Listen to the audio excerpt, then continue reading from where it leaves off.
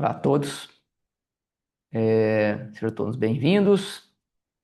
Hoje nós vamos iniciar a aula sobre memoriais escritos, um tema extremamente importante, um tema que vem caindo muito em prova. A razão disso é que, primeiro, os memoriais escritos é muito utilizado na prática criminal. É obrigatório o advogado saber fazer os memoriais escritos. Segundo, que os memoriais escritos, por ser uma peça muito completa, com preliminares, com tese de absolvição e as teses subsidiárias, a FGV gosta muito, né? Então, realmente já caiu muito aqui nos exames anteriores da FGV. Então, um tema extremamente importante, que eu vou dividir também em duas aulas. Então, vamos iniciar aqui. Vou compartilhar o material com os senhores. Então, começamos aqui.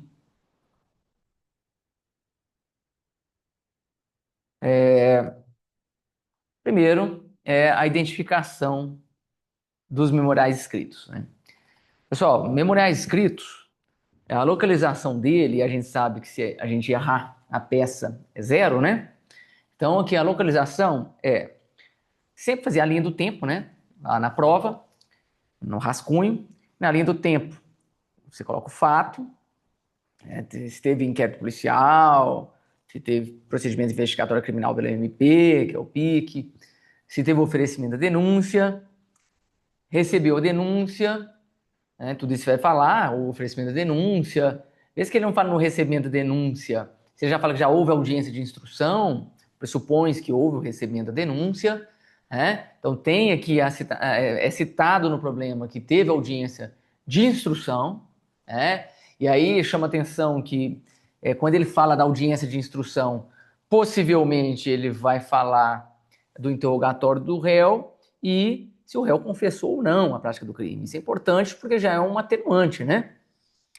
Então existe uma atenuante, nós vamos falar daqui a pouco, que é a atenuante do artigo 65.3d, que fala justamente da confissão aqui do réu na prática do crime, tá? Pois bem, após a audiência de instrução, né, falou o que ocorreu, fala que foi aberto prazo para o Ministério Público, ou o Ministério Público já se manifestou. Pode ser que ele fale assim: o Ministério Público, após a audiência, manifestou requerendo a condenação do réu. Veja que ele está requerendo a condenação do réu porque ele está nos memoriais do MP. Veja que não houve a condenação anterior, já. Né? Já teve casos de aluno, tinha de fazer memoriais escritos, ele confundiu, porque ele falou assim: olha, você está falando em condenação porque houve uma sentença condenatória. Na verdade, não houve isso. O Ministério Público está requerendo a condenação, ainda não houve condenação. Aí o aluno acabou fazendo a apelação errado, né? Então, houve audiência de instrução, houve a manifestação do Ministério Público por meio de seus memoriais, requerendo a condenação, e você foi intimado. Então, se após a audiência houve uma intimação do réu antes de sentença, pode saber que nós vamos falar aqui dos memoriais escritos. Então, como que eu identifico os memoriais escritos? Sempre após a audiência de instrução, antes da sentença. Então, após a audiência de instrução e antes da sentença, ok? Tá? Esse é o momento que a gente encontra os memoriais escritos do réu, tá? Muito bem. Aí o artigo, né, que a gente identifica, então assim, é uma peça que eu vou endereçar para o juiz que me intimou, né? De novo, mesmo que seja um juiz incompetente, eu vá alegar uma preliminar de incompetência, ele foi o juiz que me intimou, então é ele que eu vou encaminhar os memoriais escritos, tá? O artigo, né, especificamente dos memoriais escritos, o termo é memoriais escritos ou alegações finais, eu posso usar? Não, o termo que a gente utiliza mais é memoriais escritos. Vamos utilizar memoriais escritos, ou só memoriais, né, que já estão sendo escritos, né? Mas o artigo que fundamenta depende, tá? Porque se for memoriais do júri, que nós vamos falar isso numa outra aula, que vai ser uma aula só sobre júri, é outro artigo, né? Tem um artigo que fala de memoriais do júri, que é o artigo 411, parágrafo 4º. Na verdade, ele fala de alegações orais que vão ser convertidas em memoriais, que a gente vai fazer uma analogia. Mas não vou falar sobre isso agora, né? Na aula de júri eu explico 411, parágrafo 4º. Agora aqui, nós estamos falando dos memoriais do procedimento comum. E o artigo que fundamenta é o 403, parágrafo 3º, que fala: o juiz poderá, considerada a complexidade do caso, ou o número de acusados, concederá às partes o prazo de 5 dias sucessivamente para a apresentação dos memoriais.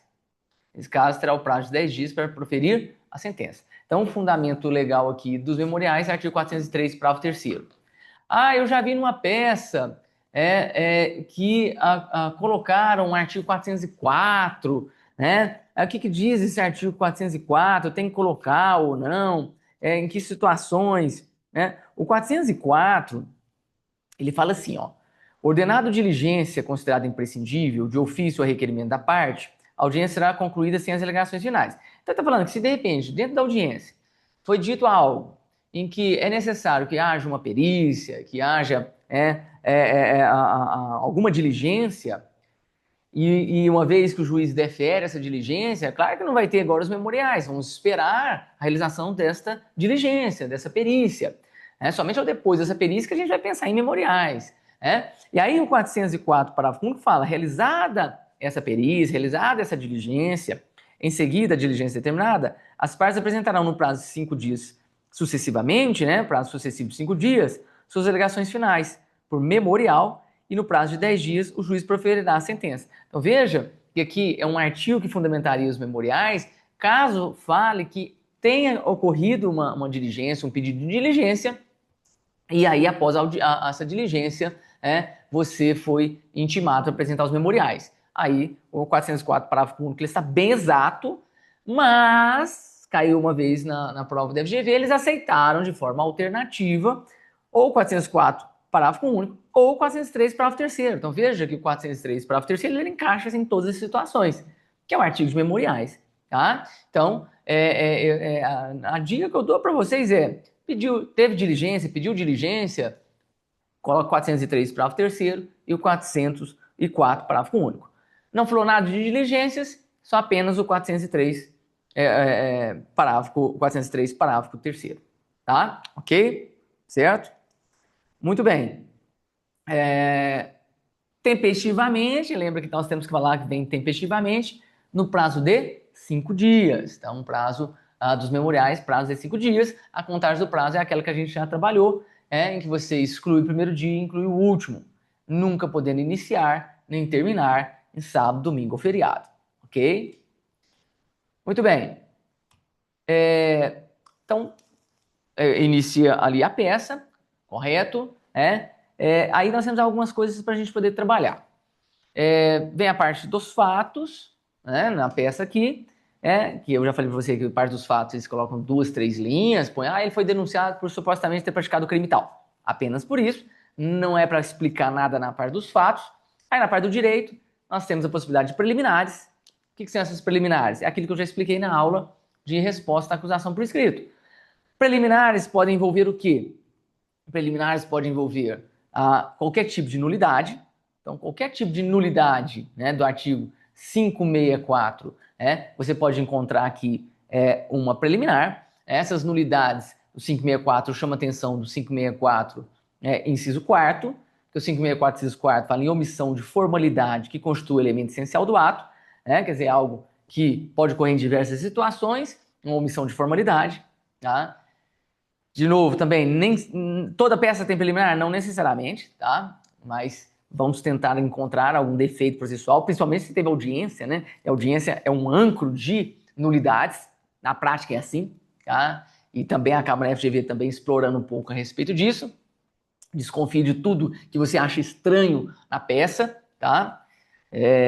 Principalmente falar que a defesa demonstrou seu inconformismo, pode saber que é alguma preliminar de nulidade, tá?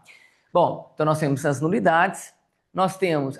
só um outro ponto também de nulidade que eu lembrei aqui, cuidado com a ordem de oitiva na audiência, tá? O que ocorre? O artigo 400 do CPP, ele fala que na audiência de instrução e julgamento a ser realizado no prazo máximo de 60 dias, esse prazo não é um prazo peremptório, que uma vez não obedecido vai causar nulidade, tá? Então, infelizmente, tá? Não é algo que vai causar nulidade a não obediência a esse prazo. Você pode pensar em impetrar uma ordem de habeas corpus, né? Se o cara estiver preso e não marca essa audiência nunca, né? Você pode pensar no HC, mas não aqui em preliminar de nulidade. Mas proceder-se-á a tomada de declarações do ofendido. Então, primeiro, o oitivo do ofendido, é óbvio, pessoal. Quem se sentir ofendido, a vítima tem que ser ouvida primeiro, né? Quem levou a lesão corporal, o exemplo de uma lesão corporal, tem que falar primeiro o que ocorreu, né? Sempre se ouve a vítima primeiro. Depois, proceder-se à inquirição das testemunhas enroladas pela acusação. Por que pela acusação primeiro? Gente, a acusação é aquela que iniciou a ação penal. A primeira peça que nós tivemos desse processo foi o do oferecimento da denúncia pelo Ministério Público, e ele já rolou testemunhas, né? E lembra que o Ministério Público está do lado da vítima, né? Então, vamos ouvir primeiro as testemunhas roladas pela acusação, depois as testemunhas roladas pela defesa, aí nós rolamos lá na resposta à acusação, e ele chama atenção que fala nesta ordem. Veja que é nesta ordem, mas é uma ressalva para o artigo 222 deste Código. Ou seja, o que diz o 222? Se a pessoa for ouvida por carta precatória ou carta rogatória, carta precatória se for oitiva em outra comarca, uma testemunha que for rolada lá de uma outra comarca, ou uma carta rogatória se a testemunha foi rolada e ela mora lá num outro país, sem dúvidas, nesse caso, vai poder ocorrer esta desobediência à ordem, né? Então, se o Ministério Público rolou uma pessoa que mora lá no Japão, foi expedida uma carta rogatória. Até voltar essa carta rogatória, nós vamos ficar esperando, pode já ser ouvido a testemunha de defesa. Inclusive, pode ouvir o réu, inclusive pode sentenciar. Depois, quando voltar a carta rogatória, se for realmente algo que vá contribuir para uma absolvição e já transitou em julgado, você pode pensar numa revisão criminal. Isso já caiu em prova numa questão discursiva, né? A revisão criminal, que é uma peça exclusiva da defesa, que é quando surgem novas provas de inocência, esse é um exemplo, tá? Ok? Então, a desordem de oitivas, né, em que o correto seria a oitiva das testemunhas de acusação, depois das testemunhas de defesa, mas poderia ser ouvida a testemunha de defesa primeiro que a testemunha de acusação, nessa ressalva das cartas precatórias e rogatórias, é prevista aqui no artigo 222, tá? Muito bem, mas é somente nessa situação, ok? Bem como esclarecimentos peritos, então após essa instrução coitiva das testemunhas, há esclarecimentos peritos, claro que deve ser requeridos anteriormente, com os quesitos aos peritos. As acariações, então se ali há uma contradição em que uma testemunha falou, ou com outra testemunha, ou com a vítima, você pode fazer acariações. E ao reconhecimento de pessoas e coisas. Então, é um momento também de utilizar a audiência para um reconhecimento de uma pessoa, de uma coisa. Isso aí é possível. Tive casos de audiência em que a vítima ela teve que reconhecer ali o réu ali dentro da audiência, Então, isso pode ocorrer. E, por fim, um interrogatório do acusado. Então, o interrogatório do acusado é por último, e chama atenção que o réu, ele, em regra, ele fica presente na sala de audiência de instrução durante todas as oitivas. Isso é importante porque quando ele for ser interrogado, ele já sabe mais ou menos o que ele vai responder, Então, ele já ouviu o que as testemunhas falaram, o que a vítima falou, tá? Então, é extremamente importante a presença dele. É claro que se situações excepcionais em que a vítima pede para que ele saia da audiência, aí ok, mas o advogado dele fica presente em audiência, tá? Mas é importante que, se na prova falar que ele não estava presente, você possa alegar uma preliminar aí de nulidade, Há uma omissão de formalidade, constitui elemento essencial do ato, ou já que há um problema que falou que ele o juiz nem quis ouvir o réu porque já estava satisfeito. Como assim o juiz não quis ouvir o réu porque já estava satisfeito? É obrigatório que haja o quê? O interrogatório do réu. Aí você pode utilizar a nulidade do artigo 564, inciso 3º, a linha E, que fala quando por falta das fórmulas ou dos termos seguintes, Na linha E fala falta de citação do réu para ver se processar, é uma. A outra, falta do seu interrogatório, quando presente, quer dizer, o réu está presente, o juiz não quer ouvi-lo, nulidade, preliminar, De nulidade é aqui 564, inciso 3º, a linha E. Lembrando que se existe no artigo 564 um inciso específico, você coloca ele. O inciso quarto é somente se você não encontrou algo específico sobre aquela preliminar de nulidade. Porque o inciso quarto ele é genérico, né? Fala em omissão de formalidade que constitua elemento essencial do ato, né? Ele é bem genérico, tá? Ok? A falta de fundamentação de decisão é o 564, inciso quinto, né? Beleza. Muito bem, então aqui nós temos né, a audiência de instrução, ok? Aí, o artigo 403, parágrafo 3º, primeiro o caput do 403 fala que não havendo requerimento de diligências, ou sendo indeferidos, serão oferecidas alegações finais orais por 20 minutos, respectivamente, pela acusação e pela defesa, prorrogados por mais 10 minutos, proferindo-se o juiz a seguir a sentença. Então, quer dizer, a lei prevê que, dentro da audiência de instrução, já tenha alegações finais orais e sentença. Mas, sinceramente, quem elaborou essa lei aqui vive no outro mundo, porque, assim, dificilmente, nem em juizado especial, pelo menos eu vejo aqui, dentro da audiência, o juiz proferir sentença, tá? Então, assim, aí nós aplicamos o parágrafo terceiro, que o juiz poderá, considerada a complexidade do caso ou o número de acusados, conceder às partes o prazo de 5 dias sucessivamente para apresentação de memoriais. Então, 5 dias para o Ministério Público, 5 dias para a defesa. Pergunta que sempre me fazem é se, vencido o prazo do Ministério Público, se já começa a correr o prazo da defesa. Pessoal, não, você tem que ser intimado para começar a correr o prazo de 5 dias, tá? Isso eu falo tanto da FGV quanto na prática, tá? Então tem que abrir vista, abriu vista para a defesa, ou a defesa foi intimada, aí começa a contar o prazo de 5 dias para os memoriais, ok? Tá? Ok. Bom, aí voltando aqui, então dentro das preliminares nós podemos trabalhar, voltamos aqui para a nossa peça, as preliminares de nulidades, ok, as provas ilícitas do artigo 157 do CPP, então se de repente conta ali no problema que houve uma interceptação telefônica, onde era uma situação, de repente era um crime que era punido com detenção, e a gente sabe que crimes punidos com detenção não admitem interceptação telefônica, lembra da Lei 9296/96, que fala da interceptação telefônica, Bom, de alguma forma, se você verificar que as provas adquiridas no processo são provas ilícitas, nós vamos pedir em preliminar, não a nulidade, nós vamos pedir o desentranhamento das provas ilícitas. Porque nulidade é quando você anula algo para fazer outro. Provas ilícitas você vai pedir para desentranhar do processo.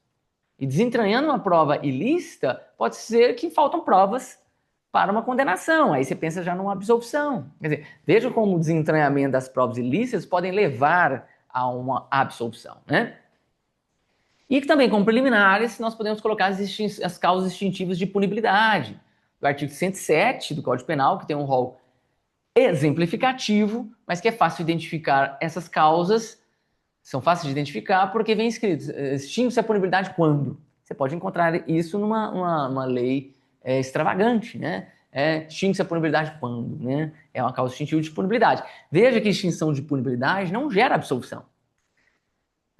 A extinção de punibilidade gera o quê? A extinção de punibilidade. O Estado não pode fazer mais nada. Se houve uma prescrição, o Estado não pode fazer mais nada. Se houve a morte do réu, o Estado não pode fazer mais nada. Extingue-se a punibilidade. Aí eu vejo aluno pedindo nulidade. Houve a prescrição, você está pedindo a nulidade do processo? Para anular o processo e fazer outro? Mas está prescrito. Então, cuidado com esses termos, que é extinção de punibilidade, tá? Ok? Lembrando aí que na resposta à acusação, se você for falar em extinção de punibilidade, você tem que concluir de forma errada, mas temos que concluir assim, que houve a absolvição sumária do artigo 397, inciso 4º. Lembra que eu já expliquei na aula de resposta à acusação que as causas que extinguem a punibilidade, na resposta à acusação, você pede a absolvição sumária do artigo 397, inciso 4º, do CPP, tá? Mas aqui nos memoriais, não. Você pede apenas a extinção de punibilidade, ok? Muito bem. Aqui as causas extintivas de punibilidade, tá? Bom, agora na parte do direito que envolve a absolvição, já falando estamos dentro da parte do direito, mas já falamos das preliminares, agora na parte do direito da absolvição, é considerada a tese principal. Então, a tese principal aqui, é a absolvição. necessariamente vai ter absolvição? Não, não necessariamente vai ter a pedido de absolvição. Talvez vai ter só preliminar e só teses subsidiárias. Então, não necessariamente vai ter tese de absolvição. Bom, mas se tiver tese de absolvição, nós temos que colocar aqui, e aí eu chamo a atenção. Faça um título. Você encontrou, por exemplo, 2 teses de absolvição. Faça um título para cada uma. Então, você coloca assim, né? Então, o número 2 aqui em romano é do direito. 2.1 das preliminares. Você escreveu as preliminares, papapá. 2.2. Da absolvição por legítima defesa. Aí pode entrar assim, excludente de ilicitude. Cara, só se você colocar esse título, você já ganha ponto pelo pedido de absolvição, você já ganha ponto por identificar a legítima defesa e você já ganha ponto por falar em excludente de ilicitude. Só com um título, hein? Então, sempre coloca um título legal, tá? Porque se você esquece de colocar isso dentro da explicação dessa tese de absolvição, você já ganha pelo menos alguma pontuação, tá? Então, se você achou 2 teses de absolvição, você escreve o título de uma e vamos narrá-la. Lembra que eu falei? Eu escrevo primeiro, onde que no probleminha falou sobre a tese, estou dando um exemplo da legítima defesa. Onde no probleminha falou da legítima defesa? Ah, aqui no probleminha falou que no dia tal, fulano de tal, foi repelir injusta agressão. Quer dizer, explica lá dentro do probleminha onde que houve a legítima defesa. Então, você começa mencionando isso. Eu falo que são a parte fática aqui do probleminha. Aí depois você joga a lei. Nos termos do artigo 25 do Código Penal, né? Considere-se legítima defesa, pode colocar o 23, inciso 2º também do Código Penal. Considere-se legítima defesa, quem, usando moderadamente dos meios necessários, revela injusta agressão, atual ou iminente, a direito seu ou de outra. Eu gosto muito de falar para os alunos transcreverem um artigo. Por quê? Porque, por exemplo, esses requisitos da legítima defesa possivelmente vão estar no gabarito. Então, se você já transcreve o artigo, você já vai garantir uma pontuação, tá? Bom, então é o momento de você colocar a lei. E depois, nessa tese, você chega na conclusão. Então, qual que é a conclusão que eu vou ter? Se você identificou o fato que está em legítima defesa, identificou a lei que fala o que é legítima defesa. É o tal do silogismo maior, silogismo menor. Agora vem a conclusão. Qual que é a conclusão? A absolvição. Então, o que você conclui pela absolvição? Conclui pela absolvição. E quando eu falo em absolvição, eu estou falando aqui nos memoriais escritos da absolvição do artigo 386. Do artigo 386. Pessoal, lembra que eu já expliquei? Existem 3 espécies de absolvição no nosso Código de Processo Penal.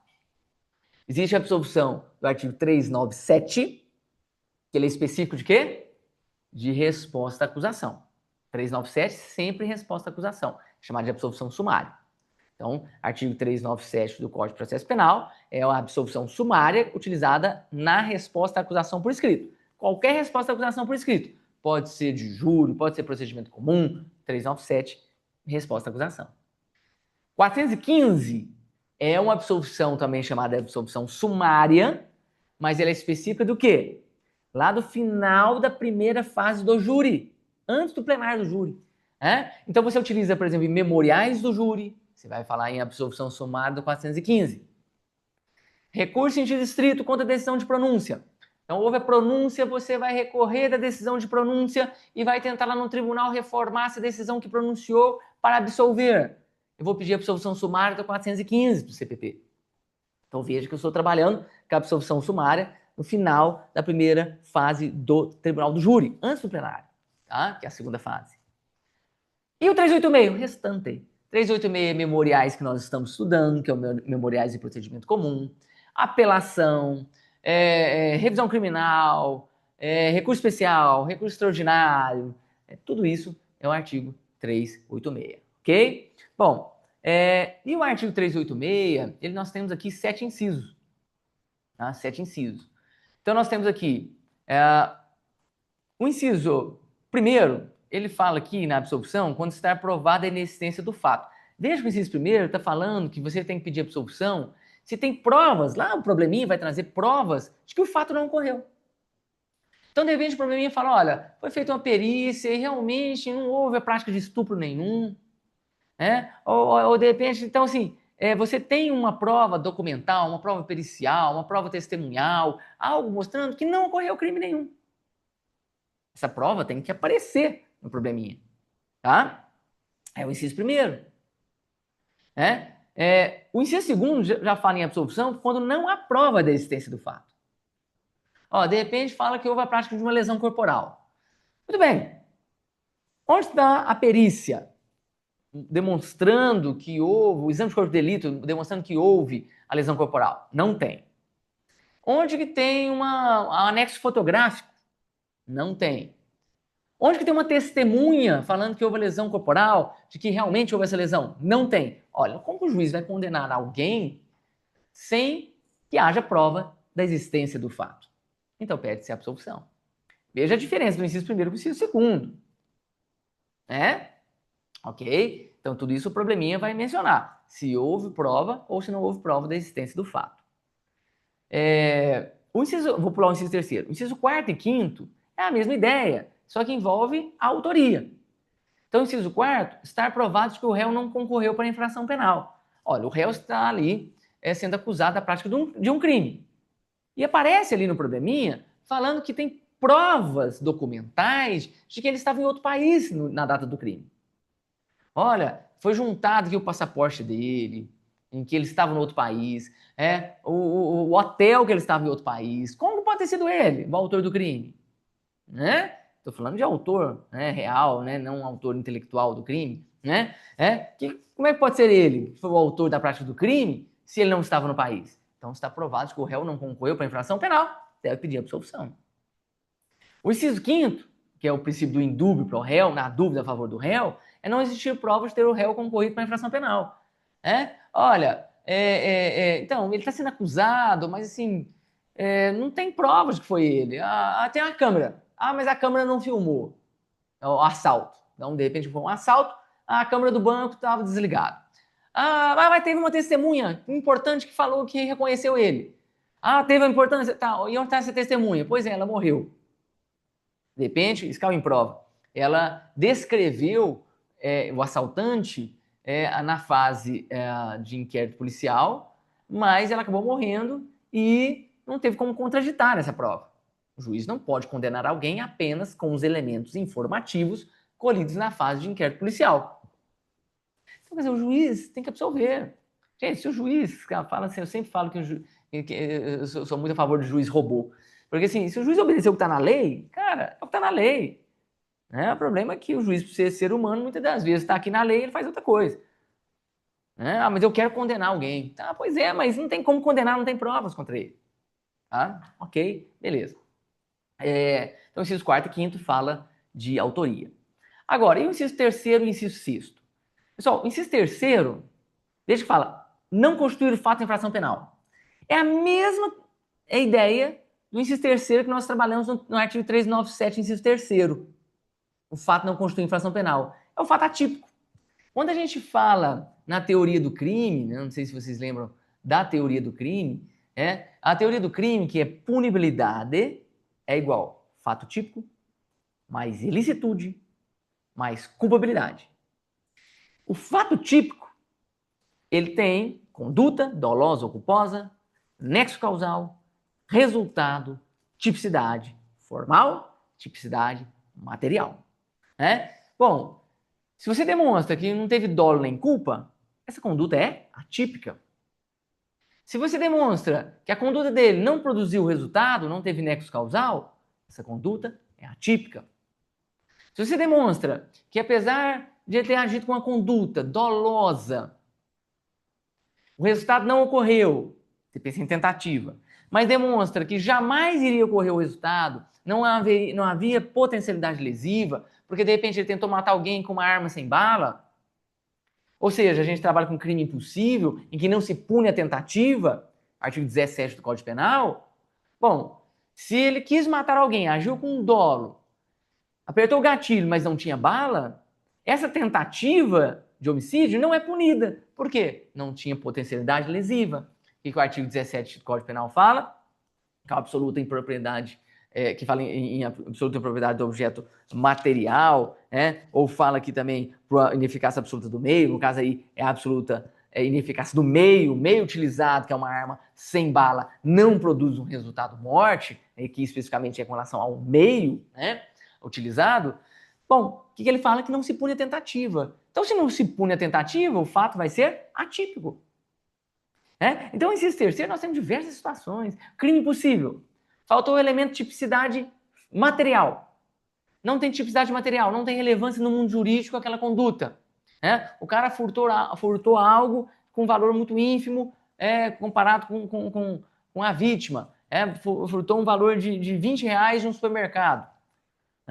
Claro, desde que não seja reiterada essa conduta. O que ocorre? Princípio da insignificância ou da bagatela. Exclui qual elemento? Tipicidade material. Se excluir o elemento tipicidade material, não tem tipicidade. Se não tem tipicidade, o fato é atípico. Então, eu estou mostrando para vocês, claro que sem aula de direito penal, que as possibilidades aqui de fato atípico encontra tudo ali, dentro da conduta, dolosa ou culposa, nexo causal, resultado, tipicidade, própria erro de tipo essencial. O erro de tipo essencial do artigo 20 caput é a mesma coisa que fala aqui, quando há um erro sobre elemento constitutivo do tipo penal, exclui o dolo. Eu queria pegar, na hora de ir embora, um aluno foi e pegou meu código e levou para casa dele. Furto. Tá, mas ele errou, ele imaginou que estivesse pegando o código dele, ele pegou o seu. Se você demonstrar que houve um erro sobre o elemento constitutivo do tipo penal do furto, que é a palavra alheia, ele não sabia que era de outra pessoa, exclui o dolo. E como não existe a forma culposa no crime de furto, então não existe dolo nem culpa, o fato é atípico, tá? Então, inciso terceiro. Há mais detalhes, pessoal, aula de penal, tá? O inciso sexto, ele fala das excludentes de licitude e excludente de culpabilidade. Quando ele fala que existir circunstâncias que excluam um crime, são excludentes de licitude. Então, as excludentes de licitude do artigo 23 são estágio de necessidade, legítima defesa, exercício regular de direito, estrito cumprimento do dever legal, tudo entra aqui, tá? Tanto é que ele menciona aqui o artigo 23. Ó. Esse termo isenção de pena, ou isente o réu de pena, também no inciso sexto, são excludentes de culpabilidade. Então veja que ele colocou aqui o artigo 20, que na verdade é o parágrafo primeiro. O artigo 20 caput entraria no inciso terceiro, pessoal, que é o erro de tipo essencial. Mas esse artigo 20 que ele está falando aqui é o artigo 20, parágrafo primeiro, que são as discriminantes putativas. A primeira parte do artigo 20, parágrafo primeiro, que isenta o réu de pena. Então, o artigo 20, parágrafo primeiro, o artigo 21, que é o erro de proibição, o artigo 22, que é a inexigibilidade de conduta diversa, que é a coação moral irresistível, estrita obediência hierárquica. O artigo 26, que é a inimputabilidade. O artigo 28, parágrafo primeiro, que é a embriaguez involuntária, proveniente de caso fortuito ou força maior. Tudo isso isenta o réu de pena, exclui a culpabilidade e entra aqui a absolvição. Ok? Tá? Então a gente utiliza muito o inciso sexto. E o inciso sétimo, pessoal, ele tá meio assim, deslocado. Eu sempre gosto de colocar o inciso sétimo que fala não existir prova suficiente para condenação. Esse não existir prova, eu acabo encaixando ele quando não há prova da existência do fato, por exemplo, o inciso segundo, ou o inciso sétimo com o inciso quinto, não existir prova de ter o réu concorrido para infração penal. Eu gosto de encaixá-lo porque, assim, se não tem prova de autoria, não tem prova suficiente para condenação. Se não tem prova da existência do fato, não tem prova suficiente para condenação. Eu acabo utilizando ele em conjunto com o inciso segundo ou com o inciso quinto, tá? Ok? Bom, com isso a gente termina a parte da tese de absolvição. Se tem duas teses de absolvição, você coloca as duas teses de absolvição, ok? Bom, nós vamos terminar esse bloco aqui de aula. E no próximo bloco nós vamos trabalhar com as coisas as mais importantes, que são as teses subsidiárias, tá? Não deixem de assistir as teses subsidiárias. Já volto daqui a pouco. Obrigado, pessoal.